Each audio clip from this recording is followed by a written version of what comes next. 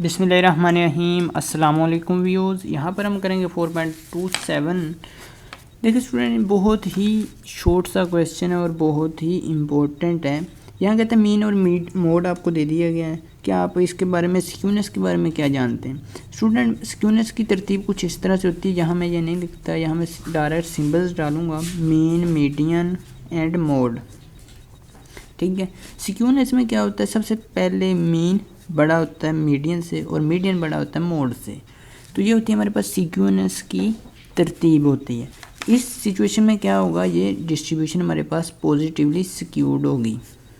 ठीक है, positively skewed कह सकते हैं हम इसे।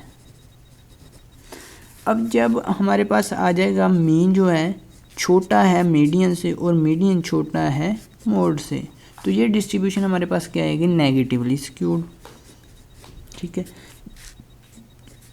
सॉरी यहाँ पर मीन डालना था। यहाँ पर मीन अगर हमारे पास इक्वल हो मीडियन के और मीडियन इक्वल हो हमारे पास मोड के, तो ये डिस्ट्रीब्यूशन हमारे पास सिमेट्रिकल डिस्ट्रीब्यूशन होगी। ये सिर्फ 3 सिचुएशंस होते हैं, ये आपको याद रखनी है। जब मीन सबसे बड़ा हो पॉजिटिवली स्क्यूड, जब छोटा होगा नेगेटिवली, और जब इक्वल होगा तीनों हमारे पास, ये जो एवरेजेस हैं ये इक्वल होगी, तो हमारे पास डिस्ट्रीब्यूशन जो होगी वो सिमेट्रिकल होगी।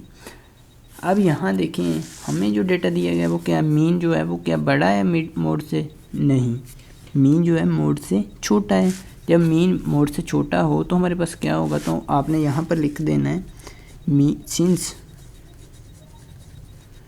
ठीक है, चूँकि mean is less than mode, x had डालनी है मोड के लिए।